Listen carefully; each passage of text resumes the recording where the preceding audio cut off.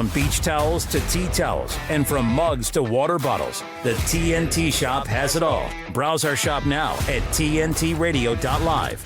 This is Worldstage with Bruce de Torres on today's News Talk, TNT Radio. Worldstage indeed, exposing the tyrannies and exploring our power with deep dives into history, current events, dangerous trends, and the nature of reality. At the top here, a quick announcement. Coming up in March is the COVID Litigation Conference Part 2. Read all about it at covidlitigation.com.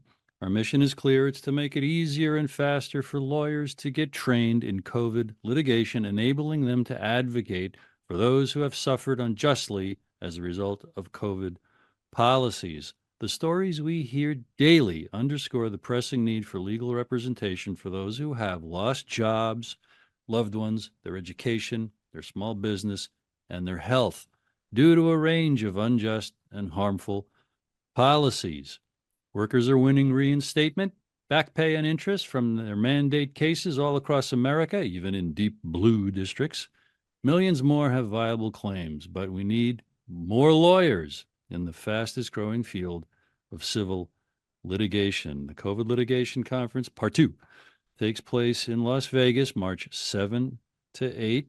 Panelists include attorneys Warner Mendenhall, Bobby Ann Cox, Ryan Heath, and Jeff Childers, and activist Scott Schirra, and former pharma R&D executive Sasha Latipova. Again, learn all about it at covidlitigation.com. With me this hour is Matthew Ehret, founder, maybe co-founder of RisingTideFoundation.net, author of many books and articles and essays, presenter of many presentations, giving comprehensive, broad, and deep dives into many, many varied aspects of history, culture, psychology, arts, literature. One of the most brilliant young minds that I have come across in my lifetime. I tell him, hopefully not to his embarrassment, that he does with history what Mozart does with music, and he has his own show here on the awesome and incredible TNT. Thank you very much for joining me today, Matt. How are you? No, always a pleasure, and always happy to receive your wonderful, overly ego-inflaming compliments and introductions. I'm like, I'm pretty cool. No, but dude, honestly, it's a real big pleasure, and I do the opening show for you, I guess you could think of it that way, here on TNT as well. So I'm kind of in the TNT mode. I just finished my show, so when I got the call to come on and chat with you, it was a pleasure. Not too much of a shifting of the gears. I think you've got 7 or 8 clones in your closet who all look like you and talk like you and sound like you. Your volume of production and output, maybe it's the couple decades I think I have on you, Matt. It just blows my mind, and the quality of your work, insights, the pictures it helps me see, and the way it connects dots. Hey, I think that's the name of your show, Connecting the Dots.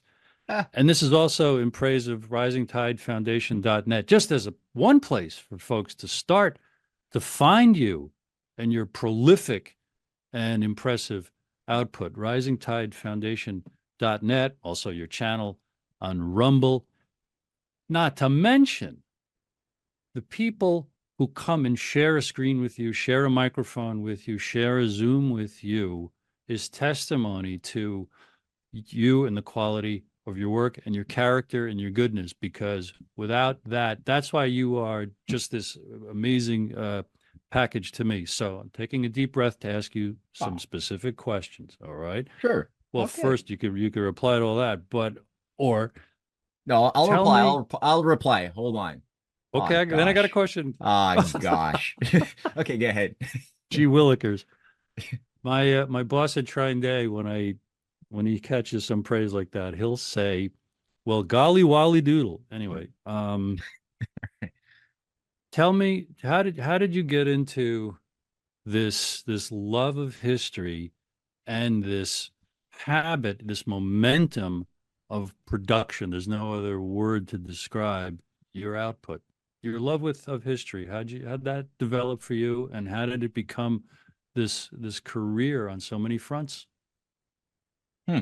That's a good autobiographical question. It's tough. I know I hated history in school. I did terrible at it. But that's typical. I mean, they teach history in such a spiritual dead manner.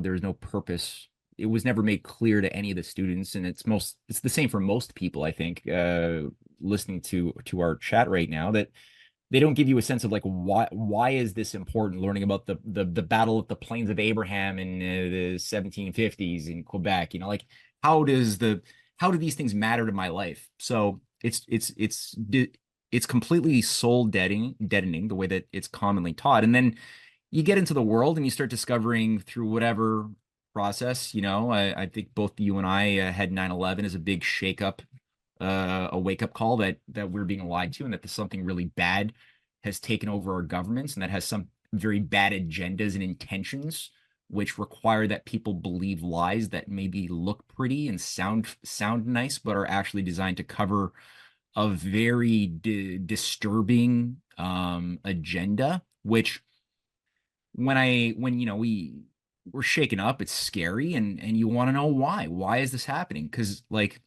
I had a few friends who were conspiracy theorists, and they were doing a very bad job um, of trying to persuade me that our society was taken over. And some of them were into like David Icke, shape-shifting lizards, sucking our fear energy, things like that. And I couldn't really go along with that line of reasoning to a certain point. So it kind of turned me off. I threw out the baby with the bathwater.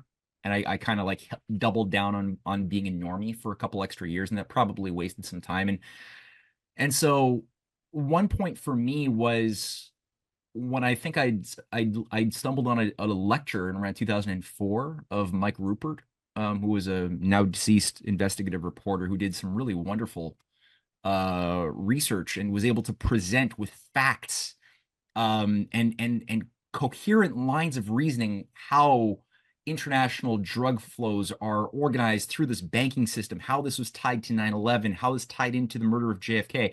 And I was shocked because here for the first time, my mind was being taken into consideration as somebody was bringing me to these broad, scary, I mean, shocking revelations and conclusions that my earlier friends who were more incompetent at, because they jumped straight to being convinced about something without taking the time to truly discover why it's true. So when they started speaking, it was sloppy, whereas Mike Rupert was rigorous.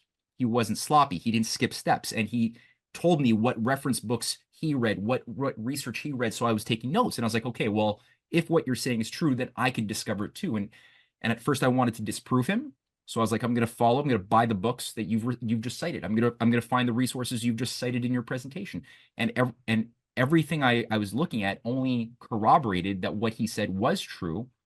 It became more of a grounded, something I could really own. And then the point of liberation for me was like, well, if I could just discover something this grand that most people can't even see, PhDs and people who are supposed to be really smart people can't see it. If I can see it and I'm pretty stupid, well, then I can teach it. I can use this power of communication to teach what I know and know more. And that means that there's something that can be done. It became a very empowering, liberating thing. And so it became a bit of an obsession at that point in my life to just try to read source material, understand things as best as I can. And at a certain point, I got in with the LaRouche organization after a couple of years of wrestling, trying to map out evil, and I didn't have a sense of solutions. I made a commitment that I was going to shut up and stop talking, because the best that was happening was when I was successful at communicating what I knew about the grand conspiracies. I would either make somebody totally demoralized. So, I'm like, that's useless. Now I've just made you I have no idea what the solutions are. I've just depressed you. So it would have been better if you were just ignorant. So I was like, or if I'm not successful, people think I'm crazy. So I'm like, I'm just going to shut up. And so I went for about a year of just shutting up and trying to be a normie. It was really hard, not natural. And then I made this one pledge that always in the back of my mind, that if I could come to any way of looking at reality in our dark past from the standpoint that there is some solution to be done, I will devote myself to that. And so I was on a smoke break. I encountered the LaRouche organization at a certain point and became provoked by a bunch of people in this. They had a small office in Canada representing this old 90 or 80 something year old American I never even heard of, and I thought I was informed. And they were very positive people, very, very optimistic in their spirit. And I was like, how could you know what you know about the depopulation agenda and all this stuff and still be positive? I know about these things and I'm negative. So I found what LaRouche was saying, that I disagreed with a lot of it, but it was like consistent. I was like, okay, you're 80 something, you've been to federal jail, you've been prosecuted by Robert Mueller in the 80s, you've been like demonized like crazy. Everything I was Googling about him, which was just saying he's an evil cult leader, blah blah blah. And I'm like, wait a minute. If our society thinks that you're crazy and you've been so consistent fighting against the Rockefeller takeover of America, you've been calling out all of this stuff, it means you're probably doing something kind of good. So I wanted to understand how he's thinking. And so I started trying to follow uh his mode of reasoning in the essays I was encountering that he had written in the 70s and the 80s, and trying to disprove some of the claims he was making, and using the same method I was using for Mike Rupert, and found I couldn't disprove most of what he was saying, and it enriched my mind quite a bit. And it had me immerse myself in Plato, in the original writings of a lot of the great thinkers, Kepler, Leibniz, a lot of the people who made discoveries. And then that fed back into my own research in like politics and trying to understand history. So I have this sort of, he gave me an appreciation for looking at science, at the battles in science, how science has been obscured by looking at the original writings of people who made discoveries. Do the same thing for arts. And he helped me appreciate the unification between arts and sciences that then played right back into the battles over society politically. So I've been trying to like use that method, and it's been working pretty well. To say the least. From the top, did you get to know Michael Rupert personally? I was just downloading everything I could from the internet, from BitChute, or not BitChute. It was BitCurrents, or BitCurrent. You know what I'm talking about, right? Where people would download little bits of video particles back in like the 2004 2005 period. BitTorrents, that's it, BitTorrents.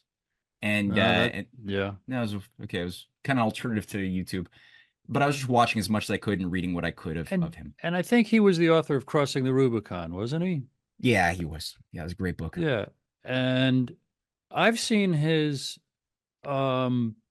peak oil idea be shredded. What do you remember about that?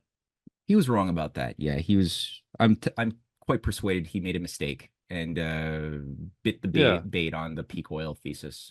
Yeah, but no, I also enjoyed what I learned and read about him and by him in the mid 2000s, how he was, involved with exposing the CIA and drugs. And then subsequently, I've heard claims and people very certain saying, well, he was former CIA and he was a limited hangout. Have you heard anything about that? I've heard that. I just don't see it. I mean, I think that from the errors, the things that he said that I disagree with, I can account for as being an honest mistake. That's my hypothesis. If he was a limited hangout, he was damn good. I don't know. Yeah, and I think that his demise was very, very sketchy and even scary or sad. Do you recall this hearing any story about how he left us? I didn't. I thought it was something more natural, but I didn't look more into it than that. What did you hear? This is from the dustbins of my memory, but that he was despondent. It may have been natural, but that there were people on the phone with him, and he said they're coming to get me. And it's how he may have the account, and this is just from my foggy memory. So we don't have to, put more time into that. I love what you're bringing forth about LaRouche over the last Zooms and other experiences I've been able to appreciate from you, and you started to, it sounded like it opened up hope. So how would you describe, because you are obviously unleashed, solving that problem of being negative and, ruining people's day with what you knew, you're far beyond that. It's so very, very empowering about human nature and the possibilities of our creative imagination. With me is Matthew Ehret, TNT host, also part of co-founder, we'll clarify that on the other side, of risingtidefoundation.net. And here now is important information from today's News Talk, TNT. TNT's Jason Olbourne. Al Gore can't get a single thing right, and yet he gets another chance, for example, to come out and tell us that if we don't do this, we're all going to be dead. And yet now we're learning that in Ireland, for example, they're going to slaughter 200,000 cattle for the climate. I mean, aren't they doing it to us anyway, one way or another, whether they pretend that we're heating up the world, we're all going to burn out, or if we starve? Isn't it the same result that they're setting out to do? Well, this has got nothing to do with climate. It's got nothing to do with the environment. This is a new scam, and it's a case of follow the money. Al Gore has become a multi-billionaire from frightening people witless about a mythical climate change, and if you only looked into the past, you'd see that the variation that we're currently enjoying today is far less than previous variations. Weekends with Jason Olbourne on today's News Talk, TNT. A better business tip from TNT Radio. News Talk Radio listeners are some of the most active and involved listeners of any format. TNT Radio listeners rely on TNT Radio often as their primary source of information. They trust TNT Radio and are highly engaged with the content. If you'd like more information about advertising on TNT Radio, simply fill out your details on our contact page and we'll be in touch. To find out more, go to tntradio.live. Today's News Talk Radio. Come on, let the man talk. We never censor our hosts. Good. Now, talk. Uncensored news. Today's News Talk Radio, TNT. For a complete list of shows and our schedule offered on TNT Radio, simply visit our website at tntradio.live. We serve up the latest live news and current affairs presented by a host of credible and expert commentators who can separate fact from fiction, truth from propaganda, keeping you in the loop at today's News Talk, TNT. Matthew Ehret, okay. Your immersion in finding a way to report the realities that are killing us and wrapping them in what you have found and what you are convinced about reasons to be cheerful, to simplify it tremendously. What would you say as general statements about the solutions, the reasons to be cheerful, even at this stage of a number of aspects of our empire really, really, really teetering on the edge of horrible cliffs?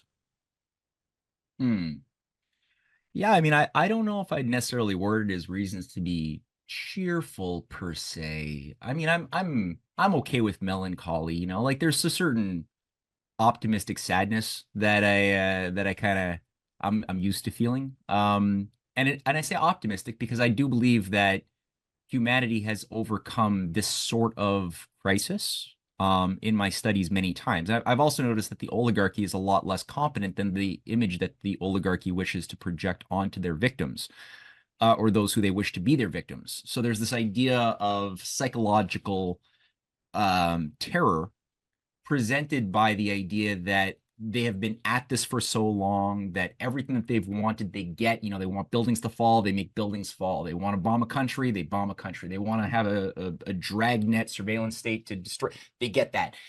And it's like, well, when I began researching history after meeting the LaRouche organization representatives and starting to research that material, I began to recognize that this is not the first rodeo. This is not the first time the New World Order has been attempted, but I began to appreciate that there have been multiple attempts at consolidating this new world order, this essentially global feudalism, and many attempts. I mean, just in the 20th century alone, at least 3 big attempts before even 1950 to get a one world government based upon a transhumanistic, aka eugenics religion for the governing class to manage the depopulated, dumbed down cattle, human talking cattle, under some form of fascist world enforcement mechanism under central bankers.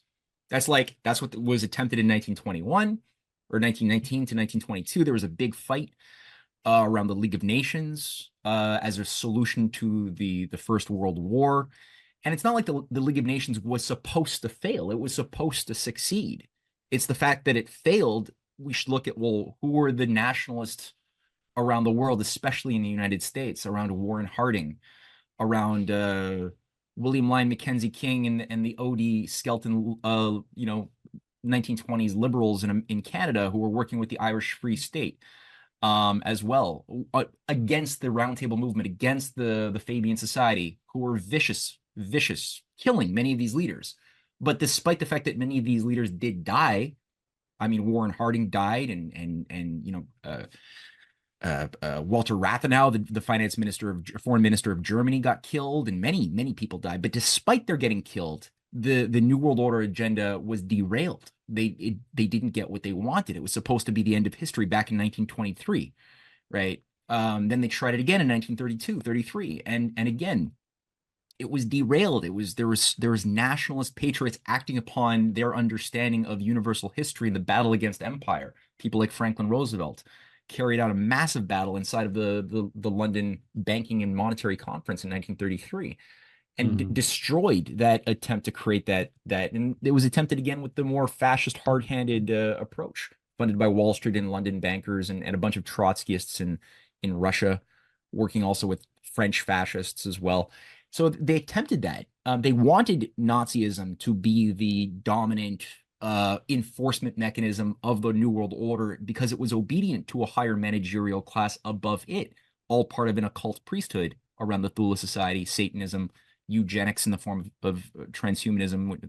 So it's very empowering in that sense to see that they have failed, though they want to project this idea that they are like gods and there's no point fighting them, except today they use language like transhumanist material like AI. It's like, we've got AI.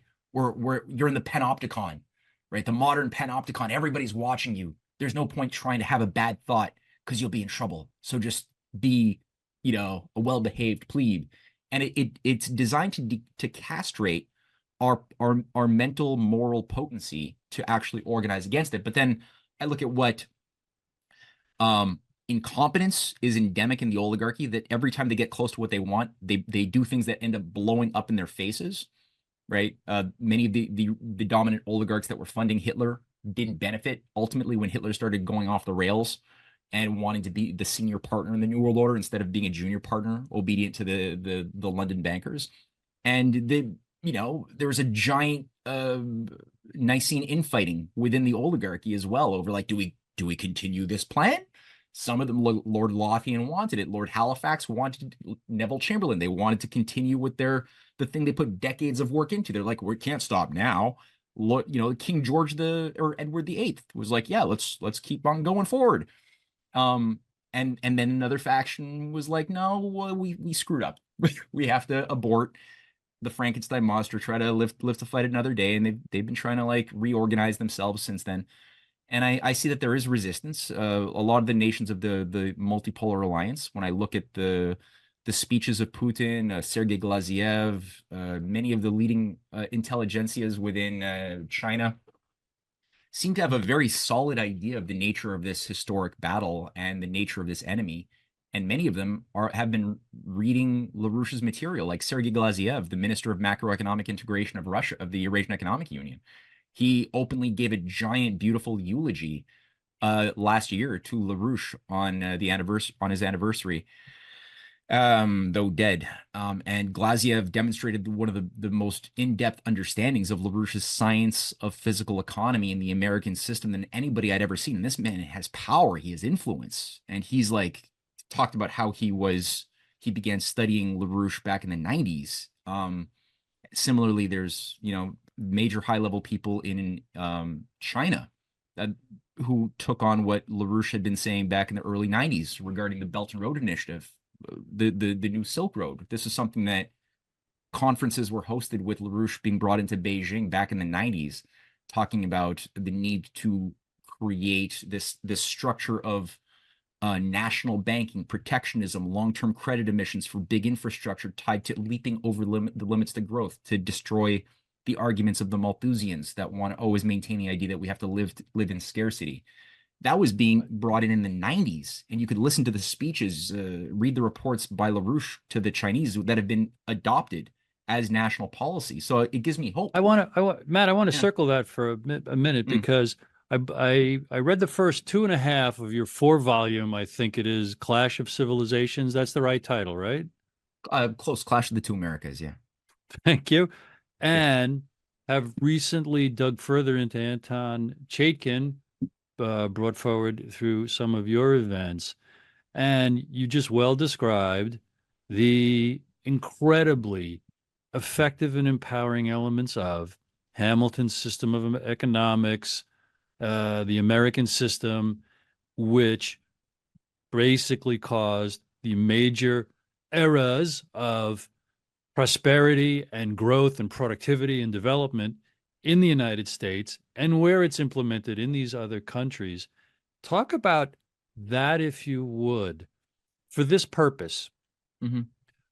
The hope that when more humans on the planet, wherever they are, but especially in the United States, understand the clash of the two Americas, understand the near miraculous power of those economics to strengthen a sovereign nation while facilitating their functioning as citizens in a republic that forces the government to be responsive to the wants, needs, desires, and will and welfare and well-being of the people. Because please do that. And if you need me to summarize that long-winded question, happy to do it. No, I mean, it's great. And I love the fact that you really resonate to this. For me, that was what I needed, really. When I was telling you that I didn't have a sense of hope, that the New World, because I was like, okay, the New World Order has been at this, or the oligarchy's been at creating this whole grand scheme for so long. It seems like they've killed everybody good.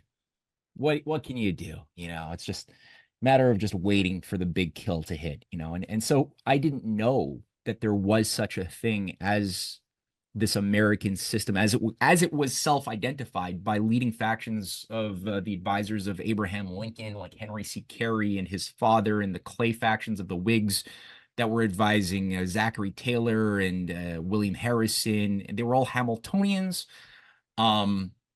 Same thing for McKinley, who was trying to revive the protective tariff and long-term credit development against empire for other nations as well. Roosevelt studied this thoroughly.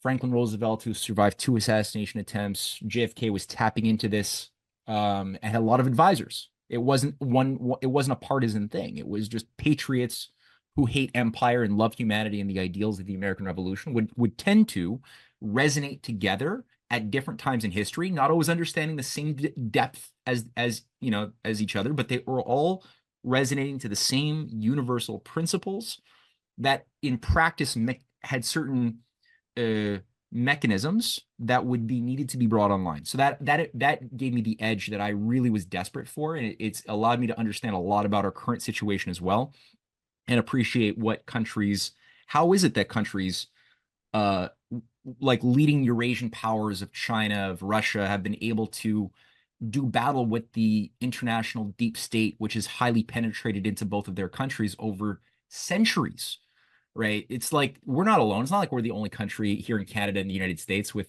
deep states. Everybody's got a deep state. It's more than any nation. It's a supranational entity that utilizes banking, but it's not banking. It utilizes a few things. It utilizes intelligence, but it's not that either.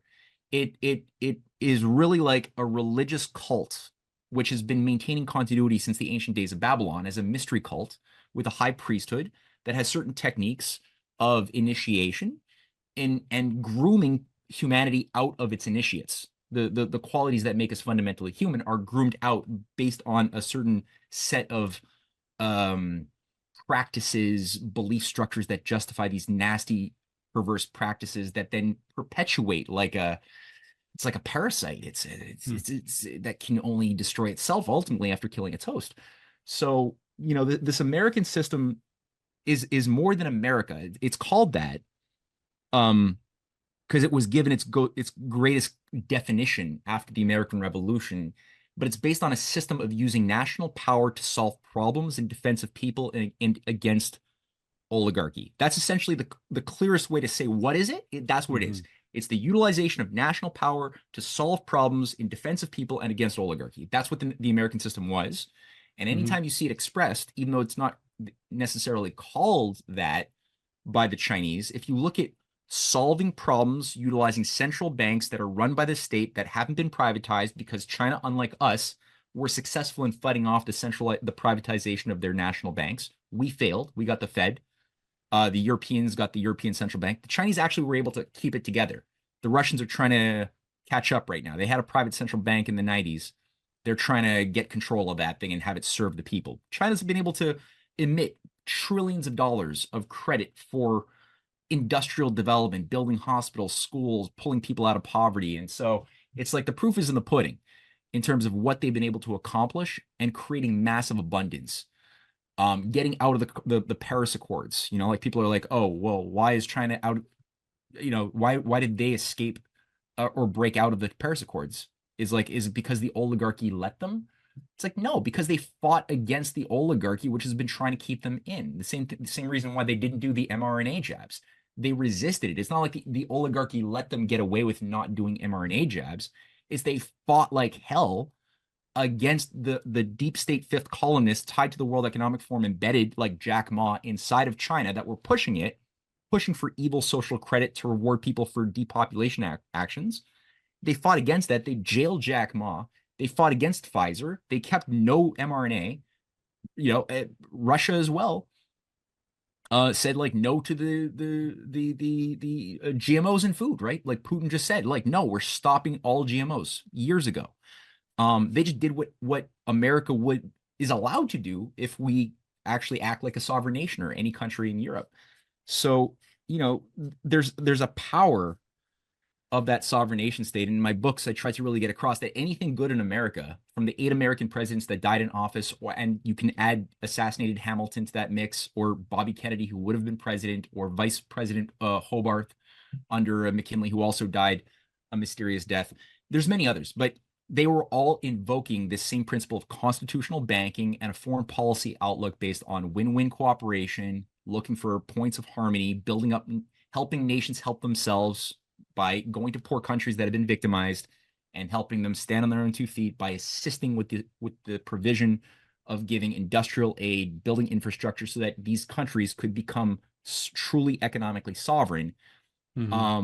So that's all that's what I try to do in my book series and other things here. Well, it's so vital, because part of that also is that those policies allowing a country to produce its way into wealth and strength so that it can defend and maintain its independence with manufacturing. And right there is the indictment of what's wrong with the globalization of the last 30, 40 years here in America is, well, a vast percentage of we don't produce what we need to consume much anymore. To be continued on the other side of this very important information from today's News Talk, TNT. De-weaponizing weather with reality and perspective. The United States has really been sold a bill of goods, and I've talked about this several times. I've talked about the people that are running this country are literally bullying the United States. And it's hard to believe that the American people actually let them get away with it, except that if you watch, let's say, Jesse Waters' Prime Time sometimes, and you see the man on the street interviews, you realize these people, and they're all voting, know nothing about what's going on. Or maybe even less than nothing if that's possible. Now, it's fascinating. We talked about the coal plant issue a couple of days ago. How have carbon emissions changed since 2000? China is up 208%. India is up 158%. Other countries are up 53%. The US is down 10%. Europe is down 16%. Now, here is the question. How is the United States letting these other countries get away with it? And it's kind of simple to understand that the complacency and comfort of the capitalist system and freedom that has developed in the United States is building the road it's riding to its own death. Why? Because they're allowing our leaders to simply do whatever they want to do while other countries get away with it. And you want to know something? I don't have anything against China and India for trying to improve their way of life. But why is it the United States and Europe are committing suicide? This is TNT climate and weather watchdog meteorologist Joe Bastardi asking you to enjoy the weather. It's the only weather you got. People might tell you that Lyme doesn't kill people, but we are losing people. People disappear from their lives. One of the scariest things that I had to deal with was memory loss. Not just like I don't remember what I did last week, but like I forgot all the words to my own songs. I remember going to my primary care physician and he was like, "You are 100% healthy, there's nothing wrong with you." And my response was, "That's impossible, I'm dying." I wasn't working, so I had all of these hospital bills. We had to move out of our home and move into my parents' basement. I just wish I could have truly been present in those big moments, you know, when she took her first steps or, you know, her first day of preschool. Lyme is such a thief and it goes undetected because no one is looking for it. For more information and prevention tips, go to projectlyme.org.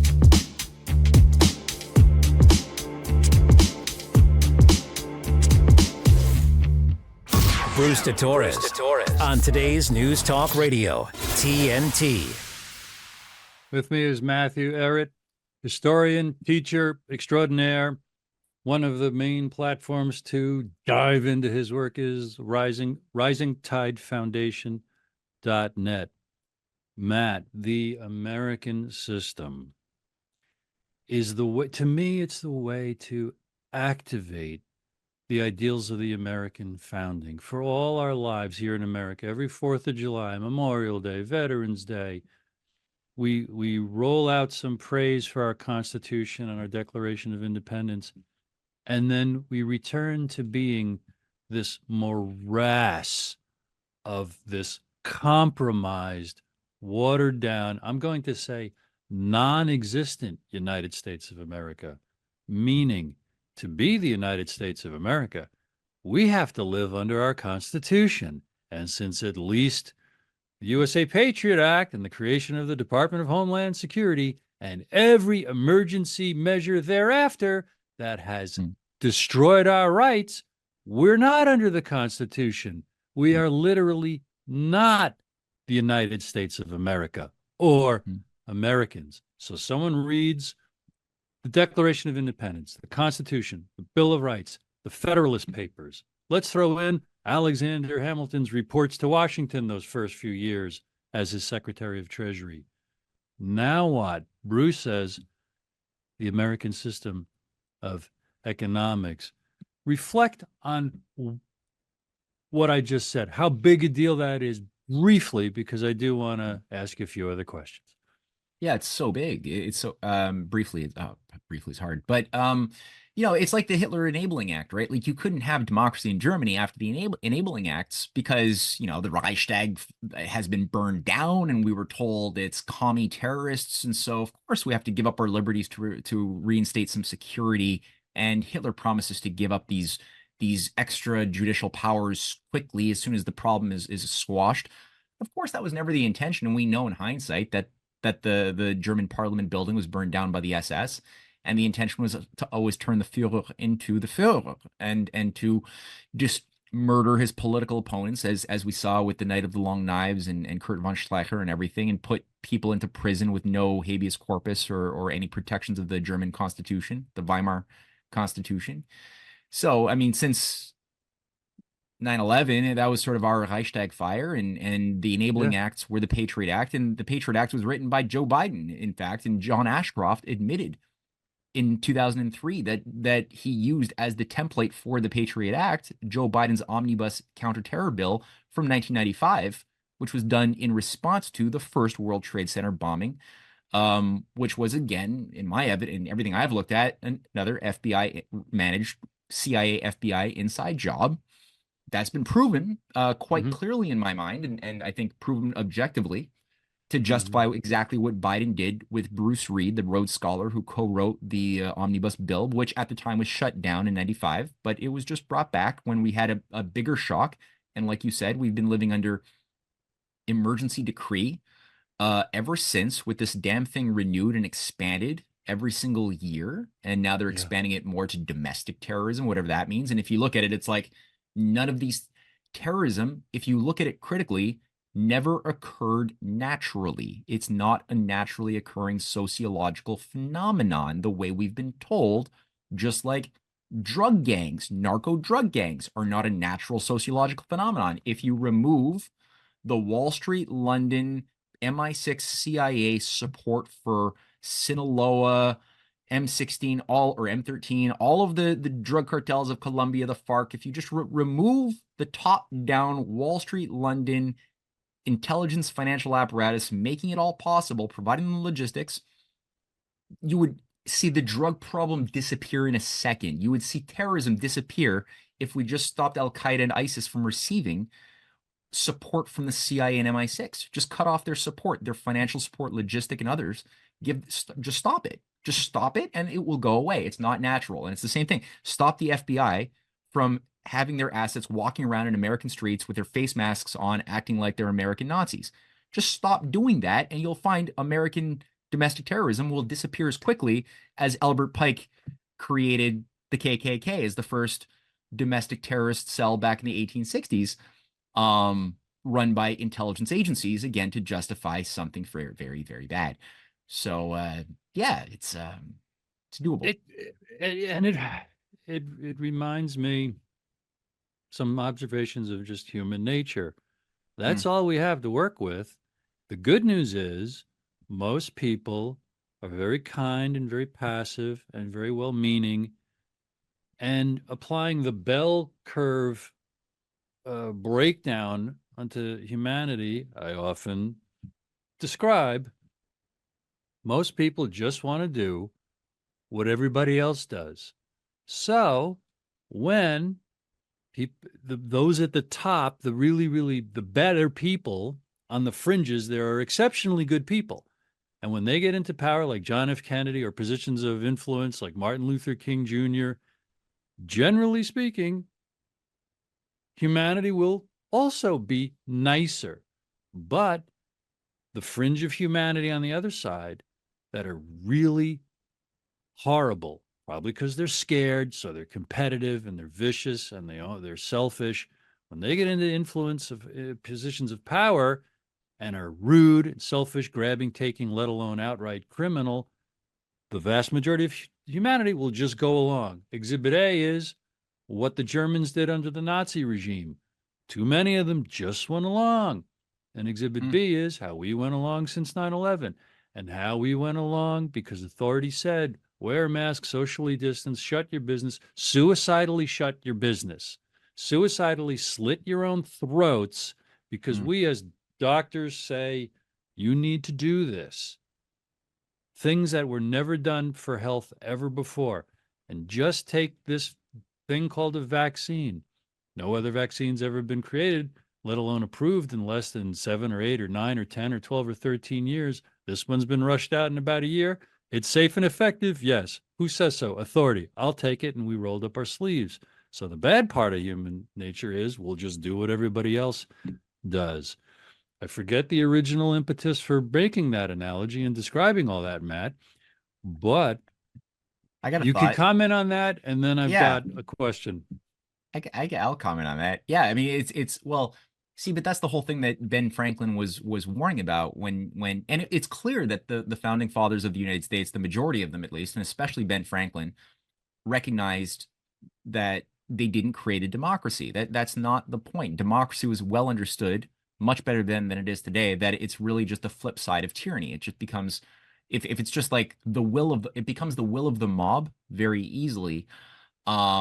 Who are, the mob is something which occurs when people are not sovereign citizens.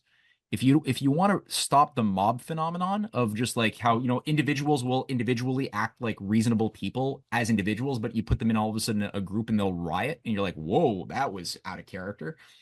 Well, it's because these people who are prone to riot and get swept up by some sort of a popular frenzy like lemmings, they didn't become sovereign people. They didn't learn who they actually are. Like Plato said, before you enter my academy, you have to study geometry, and then you can study metaphysics, dialectic, then you can discuss politics, justice, things like that, and then you can go out into the world and become an influencer and somebody who's advising generals. But you have to build yourself up to become a sovereign citizen to do that, meaning know thyself, always know thyself. And so when Ben Franklin said, when he was asked, what did you create for us? And he gives that famous story or the famous response of a republic, if you can keep it. A republic is not a democracy, it's a democratic republic. So we do have elected representatives, but the only way that it works is if the people are integrating themselves as beings that are both free and duty bound at the same time, right? So we're not duty bound because somebody is telling us to, or because we're like whipping ourselves out of guilt or shame to do the good because we want to reward or avoid punishment, which is the behaviorists' idea of no soul actions, right? That get you the effects of good actions, but none of the substance. But it's like to be free and duty bound means you have to have like a sense that you are more free when you are so you have to discover the laws of nature, discover natural law, which is embedded in the Constitution. It's embedded in the Declaration. It's embedded throughout Ben Franklin's writings. Meaning you need you want to have a good culture that can enhance that, but then you want to take joy out of the discoveries that you make in that realm of the spirit and the mind, and then sharing those. You get joy out of watching a child learn something new that you help that kid learn. That's a joy to see your kid walk for the first time, So that type of go ahead, finish your thought. Sorry, Matt. I was going to say that type of learning to have pleasure out of the soul's experience and not so much out of the flesh is the way to break out of the oligarchist trap of your personal freedom is your desire to do whatever you want, eat cake as much cake as you want. The consumer society trap of fake, and then I'll wrap it up, of fake individualism. That then, ironically, everybody's trying to be an individual, getting tattooed, getting whatever will make them feel like something special. Not to say that tattoos are bad, but they're like doing it for the wrong reasons because they're like trying to be an individual. Right. And then they become more like a mob. They become more mob-like, ironically, and they lose their individualism. There's so much safety in the mob because of that tendency to like, I must be safe because I'm blending in with everybody, so I can't be singled out as a target. But I want to revert to this. I want to inflame more Americans every day. This is my personal thing for years now, to want to be Americans. And it's by knowing our real history that folks can find through your work, Matt, risingtidefoundation.net, your book series, Clash of the Two Americas, and many people around you. To this extent, it should be easy for Americans. I know this from when I was a child, how I felt about the British when I comprehended the American Revolution and why we had our revolution and how glorious these rights were and this, that, and the other thing. And to learn through your work and others, LaRouche, Anton Chaikin, that the British have undermined and subverted all the potential and the power and what was good and right for humanity since the beginning.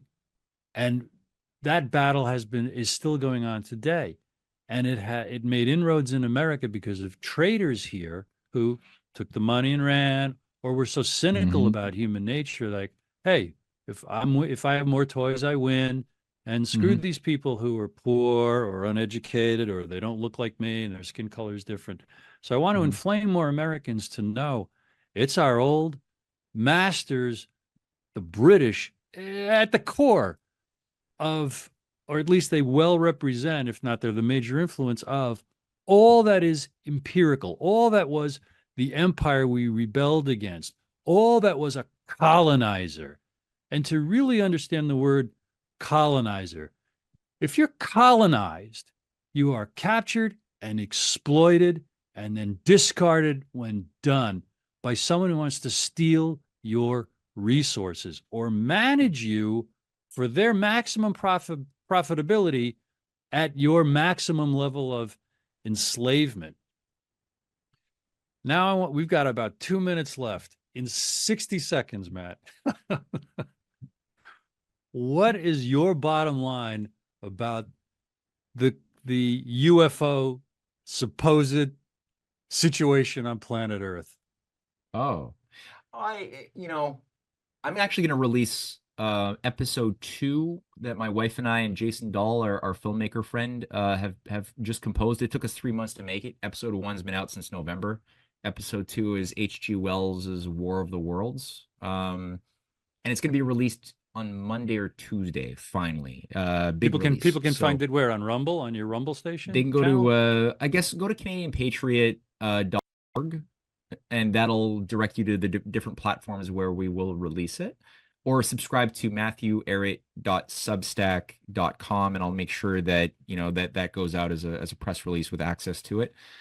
In short, no, everything that I've seen, every argument for an extraterrestrial explanation for the UFO phenomenon, based on what I know about the occult roots of secret societies, the whole historic agenda by the oligarchy to keep us in the shadows in the cave, controlled by a priesthood utilizing different forms of pagan deities, controlled by the illusionists to be the thing that we worship and pay fealty to. I can account for everything that I've seen so far from a human explanation that doesn't require any recourse to interdimensional aliens from this dimension, from another galaxy. So far my reason has been able to account for every single argument I've encountered. So yeah, and that's going to be developed in more detail in the documentary. I am so intrigued because when I was in 7th grade, my brother and I saw a UFO as big as a car floating at the end of our driveway above our street. And then my brother yelled, "Hey, Dad." And then the thing went to the horizon, and then it floated this way and it floated this way. It could be man-made. Okay, so it could be man-made. It was silent. It had twirling lights. It was classic. And since then, I've been reading as much as I can and watching lectures and stuff. And I'm really intrigued that a guy like you is saying that, because there's been I saw a UFO too. I saw a UFO some years back as well. You got 30 seconds to tell me about it, Matt. No, I mean, just to say, it looked like a satellite, and then I saw it just took a 90-degree turn, and in part of my research, and this is going to come out more, is the secret science program before, during, and after the Manhattan Project, who ran it from the top all the way to the 19th century, even earlier in 18th century. What time is your TNT show on Saturdays? 11 to 2 p.m. Eastern Time. Outstanding. Matthew Ehret of much renown, many titles, risingtidefoundation.net, TNT host, my friend. Thank you very much for joining me today. And here is, thanking you and asking you to come back next time to today's News Talk TNT.